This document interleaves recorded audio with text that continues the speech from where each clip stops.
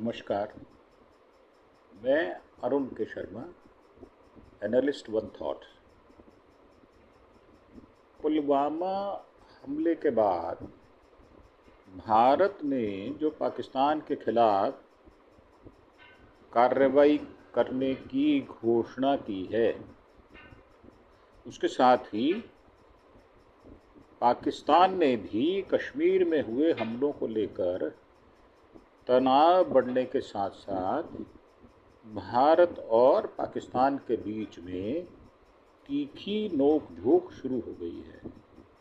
भारत ने कश्मीर में बंदूकधारियों द्वारा घातक हमले के लिए पाकिस्तान को दोषी ठहराया था, जिसे पाकिस्तान ने अभी कोई माकूल जवाब नहीं दिया। भारत और पाकिस्तान ने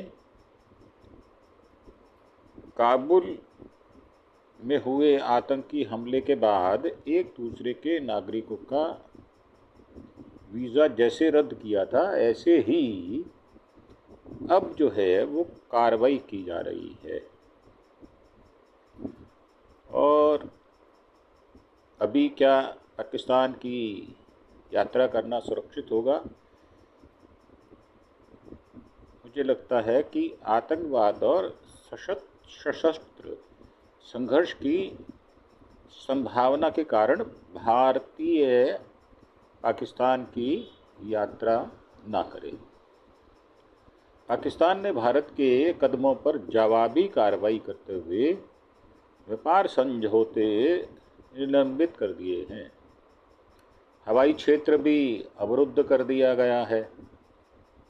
सिंधु जल रोकने के प्रयासों को युद्ध की कार्रवाई घोषित किया है, जो स्वाभाविक है। जब किसी के खिलाफ, किसी आतंकवादी देश के खिलाफ, किसी दुश्मन देश के खिलाफ आप इस तरह की कार्रवाई करेंगे तो वो बदले में तो पहले ही जो है एक्टिव है, तो वो बदले की कार्रवाई करेगा, ये अपेक्षित था। इस्लामाबाद में भारतीय उच्चायोग ने राजनयिकों और कर्मचारियों की संख्या घटाकर जब 30 कर दी गई और पाकिस्तान का हवाई क्षेत्र सभी भारतीय स्वामित्व वाली या भारतीय संचालित एयरलाइंसों के लिए तत्काल प्रभाव से बंद कर दिया गया है। और ये जो है कोई नई बात नहीं है। 1972 के शिमला समझौते के साथ साथ नई दिल्ली के साथ अपने सभी अन्य समझौतों को भी पाकिस्तान द्वारा निलंबित कर दिया गया है। बल्कि यह भी चेतावनी भारत द्वारा सीमा पार सिंधु नदी प्रणाली के पानी को पाकिस्तान में बहने से रोकने के किसी भी कदम को युद्ध की कार्रवाई माना जाएगा, ऐसा पाकिस्तान कह रहा है। तो क्या ये जो पाकिस्तान इस प्रकार की बात कर रहा है, तो वो क्या उचित है? पाकिस्तान ने भारत स्थित कंपनियों के स्वामित्व वाले उनके द्वारा संचालित विमानों के लिए भी अपना हवाई क्षेत्र बंद कर दिया है। सिंधु जल संधि को स्थगित करने और पड़ोसी देश में स्थित लश्कर-ए-तैयबा से संबंध आतंकवादियों द्वारा जम्मू कश्मीर के पहलगाम में जो 28 लोगों की हत्या कर दी गई, उसके जवाब में अन्य उपायों की घोषणा करने के एक दिन बाद इस्लामाबाद में पाकिस्तान के जो पीएम हैं शहबाज शरीफ, उसने, उनकी सरकार ने जवाबी कार्रवाई की है। इस्लामाबाद में नई दिल्ली की कार्यवाहक दूत गीतिका श्रीवास्तव को विदेश मंत्रालय में बुलाया गया, जहां पाकिस्तान के वरिष्ठ राजनयिकों ने उन्हें भारत द्वारा घोषित उपायों के जवाब के लिए निर्णय से अवगत कराया। एक अनियंत्रित भीड़ ने इस्लामाबाद में भारतीय उच्चायोग के सामने प्रदर्शन भी किया था, जिसका हम कड़ी शब्दों में निंदा करते हैं और पाकिस्तान को इसके लिए क्षमा मांगनी चाहिए, क्षमासार होना चाहिए। एक चोरी और ऊपर से सीना जोरी। शरीफ ने गुरुवार को राष्ट्रीय सुरक्षा परिषद NSC की बैठक की अध्यक्षता की। बैठक में पाकिस्तानी सेना के प्रमुख जनरल असीम मुनीर और अन्य वरिष्ठ सैन्य अधिकारी मौजूद थे। यह बैठक बुधवार देर रात नई दिल्ली द्वारा घोषित उपायों का जवाब देने के लिए इस्लामाबाद के विकल्पों पर चर्चा करने के लिए बुलाई गई थी। परिषद ने पाकिस्तान के खिलाफ भारत की कार्रवाई को एकतरफा, न्यायपूर्ण और राजनीति से प्रेरित, बेहद गैर जिम्मेदाराना और कानूनी योग्यता से रहित बताया। देखिए साहब, आप कानूनी योग्यता से रहित कहें तो आप जो ये अपने घुसपैठिए भारत में भेजते हैं और रह रहकर पिछले 8 दशकों से आप अपनी दुश्मनी को बनाए हुए हैं और इस तरह की ओछी और कमीनी हरकत आप करते हैं, तो उसको क्या कहा जाए? उसको भी कुछ ना कुछ तो नाम देना ही पड़ेगा ना। वो भी तो अन्यायपूर्ण है। निहत्थे जो बगैर कसूरवार टूरिस्ट हैं उनके ऊपर गोली चलाना, ये कौन से इस्लाम के अंदर लिखा हुआ है? ये कौन सी फितरत है? ये भी तो पता चलना चाहिए। ये कौन सा पाकिस्तान है? मुस्लिम देश तो और भी बहुत सारे हैं पूरे विश्व में। क्या सभी देश ऐसा करते हैं? मेरा मानना ये है, मात्र एक पाकिस्तानी ऐसा आतंकवादी और भारत का दुश्मन है जो इस प्रकार की ओछी और गैर जिम्मेदाराना हरकत करता है। तो गिरी हुई हरकत है। आपको शरीफ साहब शर्म आनी चाहिए।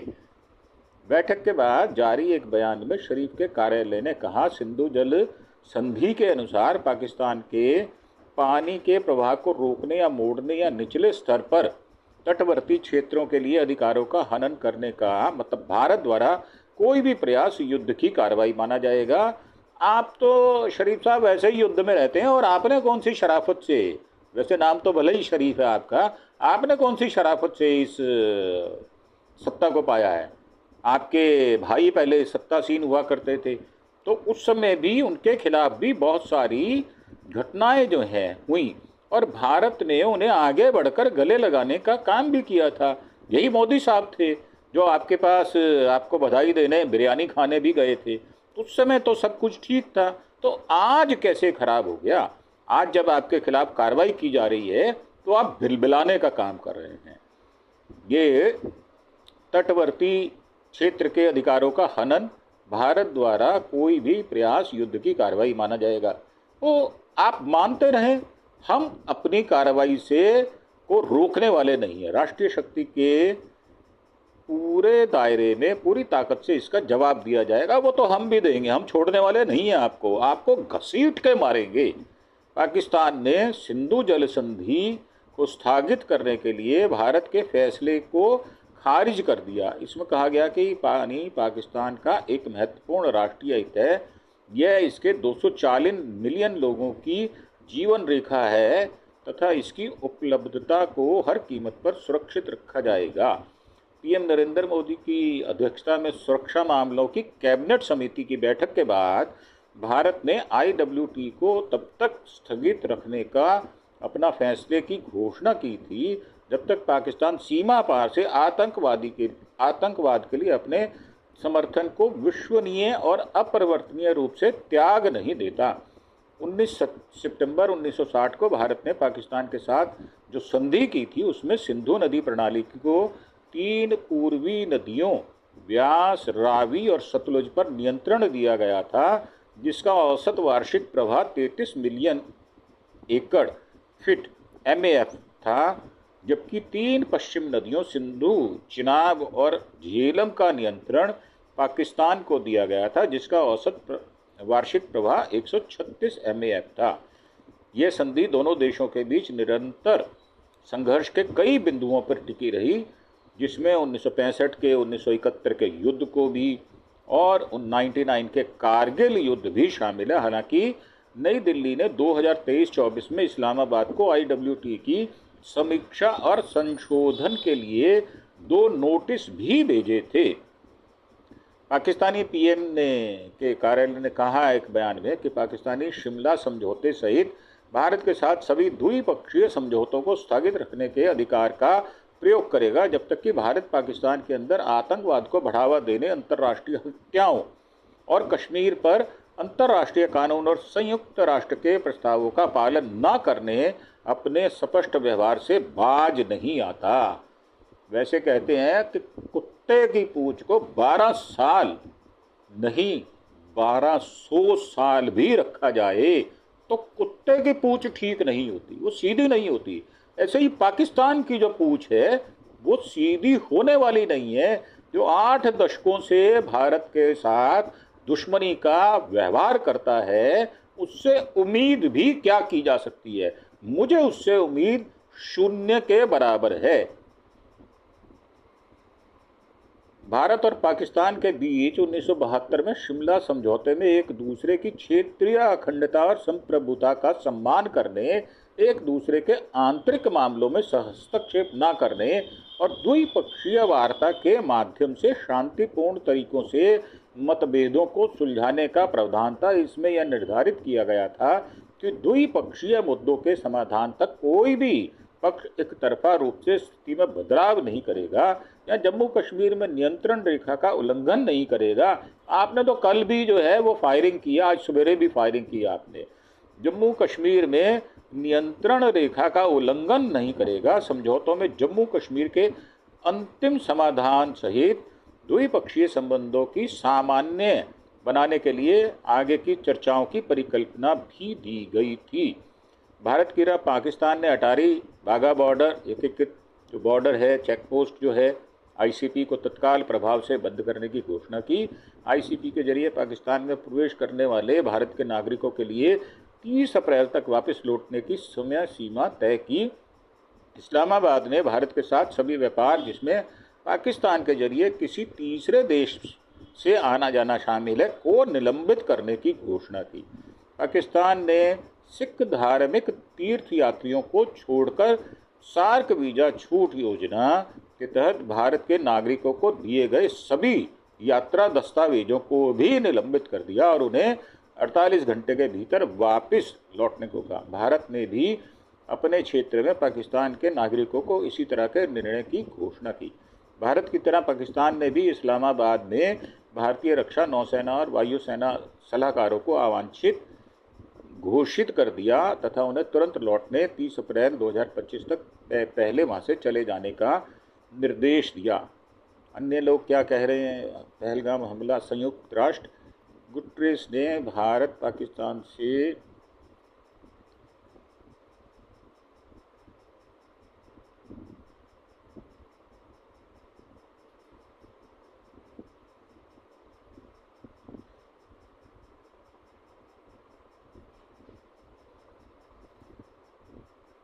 भारत और पाकिस्तान से अधिकतम संयम बरतने का आग्रह किया है। दुजरिक ने कहा कि हमारा मानना है कि पाकिस्तान और भारत के बीच किसी भी मुद्दे को सार्थक पारस्परिक बातचीत के माध्यम से शांतिपूर्ण ढंग से सुलझाया जा सकता है और सुलझाया जाना चाहिए।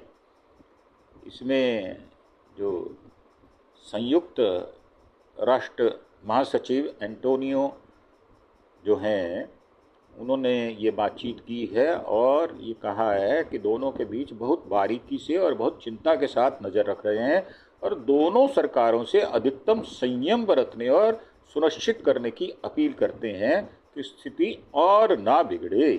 अब इससे ज़्यादा स्थिति क्या बिगड़े कि पाकिस्तान के दहशतगर्द हमारे अंदर घुसकर वो हमारे निरीह और जिनका कोई कसूर नहीं है उनको टूरिस्ट को मार देते हैं, तो इससे दुष्कर स्थिति क्या होगी। महासचिव के प्रवक्ता स्टीफन दुजरिक ने गुरुवार को कहा है कि हम जम्मू कश्मीर में 2 दिन पहले 22 तारीख को हुए आतंकवादी हमले की निंदा करने में बहुत स्पष्ट हैं, जिसमें बड़ी संख्या में नागरिक मारे गए। और एक सवाल के जवाब में उन्होंने कहा है कि पहलगाम आतंकी हमले के बाद बढ़ते तनाव के बीच भारत और पाकिस्तान की सरकारों से कोई संपर्क है जिसमें 26 नागरिक मारे गए हैं, 28 नागरिक मारे गए हैं, लेकिन आपको बता सकता हूँ कि स्पष्ट रूप से स्थिति का बहुत बारीकी से और बहुत चिंता के साथ अनुसरण कर रहे हैं। महासचिव ने भारत और पाकिस्तान दोनों सरकारों को बहुत अपील की है कि अधिकतम संयम बरतें, सुनिश्चित करें और स्थिति जो घटनाक्रम हमने देखा है वह और ना बिगड़े। हमारा मानना है कि पाकिस्तान और भारत के बीच किसी भी मुद्दे को सार्थक पारस्परिक बातचीत के माध्यम से शांतिपूर्ण ढंग से सुलझाया जा सकता है और सुलझाया जाना चाहिए। साहब आपने तो कह दिया, परंतु हम तो देख रहे हैं पिछले 8 दशकों से पाकिस्तान किस किस ओछी हरकतों पर उतरा हुआ है। तो समझाना पाकिस्तान को है, न कि भारत को। संभलना पाकिस्तान ने है, न कि भारत ने। भारत उनकी हर बात का जवाब देगा। बहुत हुआ, अब की बार हमला करना ही चाहिए, ऐसा मेरा विचार है। मुंह तोड़ जवाब देना चाहिए, ईंट का जवाब पत्थर से देना, यही रीत नीत पाकिस्तान ने समझ रखी है और उसको इसी भाषा में समझाया जा सकता है। उसके सिवा दूसरी कोई भाषा नहीं है। पूरा उनका देश आतंकवाद के पीछे खड़ा है और उग्रवादियों के वो साथ खड़ा रहता है। कश्मीर के पहलगाम शहर के पास मंगलवार को आतंकवादियों ने गोलाबारी की, जिसमें मतलब ये जो कह रहे हैं, उसके पहले भी पुलवामा में 2019 में इस प्रकार का घातक हमला उन्होंने किया था। अब जो 1960 की सिंधु जल संधि जो है उसके बारे में वो बात कर रहे हैं और उन्होंने पीड़ितों के शोक संतप्त परिवारों के प्रति अपनी हार्दिक संवेदना व्यक्त की और महासचिव ने जोर देकर कहा कि नागरिकों के खिलाफ हमले किसी भी परिस्थिति में स्वीकार्य नहीं है, ये अस्वीकार्य हैं।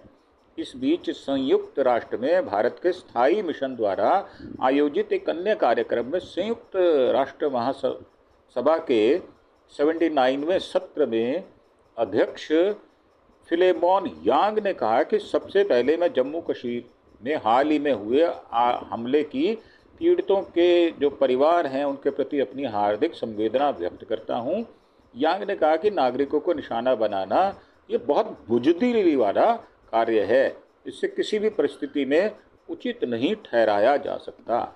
तो जनाब शरीफ साहब, आपको तो पूरी दुनिया कोस रही है और आप ऐसी ओछी हरकतें कर रहे हैं, ऐसी ऐसी घटिया आपकी नीति है देश की कि दूसरे देश को आप हमेशा ही नीचा दिखाने की कोशिश करते हैं और जो युद्धबंदी होते हैं उनको इंटरनेशनल रूल के हिसाब से आप जो ट्रीटमेंट है वो देते नहीं हैं। कैसी कैसी आप उनको प्रताड़ना करते हैं, उनके अंग निकाल लेते हैं और डेड बॉडी को आप छोड़ देते हैं। तो इस प्रकार के नीच काम आप करेंगे तो पाकिस्तान यही कहलाएगा जो आज हम उनको खुले तौर पर कह रहे हैं कि वो दुश्मन देश है। उसको बंदूक की गोली की भाषा ही समझ में आती है और मुझे लगता है कि भारत को जो बंदूक की गोली की भाषा है उसी से उनको समझाना पड़ेगा। द्विपक्षीय वार्ता में हमेशा वो फेल हुए हैं और उन्होंने भारत की किसी भी बात को एडजस्ट नहीं किया। तो मेरा मानना यह है सरकार कठोर से कठोर कदम उठाए। पूरे भारतवर्ष की 146 करोड़ जनता, पूरा विपक्ष, सभी राजनीतिक दल भारत सरकार के साथ खड़े हैं और खड़े रहेंगे। इसी आशा के साथ कि पाकिस्तान को भारत मुंह तोड़ जवाब देगा, मेरी आपसे गुजारिश ये है कि हम भी यहाँ पर संयम बनाकर रखें और आपस में जो मसला उलझा है उसमें कोई आग में घी डालने का अगर काम करता है, कोई नरेशन गढ़ने का काम करता है, तो हम कश्मीरियों को अपना भाई मानते हैं, अपना हिंदुस्तानी मानते हैं, भारतवंशी मानते हैं। ये मेरी अपील हमेशा से रही कि कश्मीर वासी भारत का सिरमौर हैं, वो हमारे अभिन्न अंग हैं। उनको किसी भी प्रकार की ये भावना ना आए कि अब जो है टूरिस्ट नहीं आएगा। टूरिस्ट जाएगा और वहाँ पे जाकर जो वो देखना चाहता है वो देखेगा, बार बार जाएगा। आप उसको इस तरह की हरकत करके रोक नहीं पाएंगे और ना ही हिंदू, मुसलमान, सिख, बौद्ध, जैन, ईसाई किसी के बीच में आप दो फाड़ करने की कोशिश करेंगे तो होगा नहीं। बहुत भारत संयमित देश है और वो अपनी नीति रीति को कभी भी बदलता नहीं है। वर्षों वर्षों से यहाँ दोनों संप्रदाय, चारों संप्रदाय इकट्ठे रहते आए हैं और भारत एक धर्मनिरपेक्ष देश है। इसी के साथ आपसे आज्ञा चाहेंगे और एक प्रार्थना, आप अरुण के शर्मा एनालिस्ट वन थॉट जो हमारा मंच है उसको सब्सक्राइब अवश्य करें। सब्सक्रिप्शन में हमें बहुत दिक्कत है, आप अगर करेंगे तो हमारे लिए ये बहुत बड़ी बात होगी।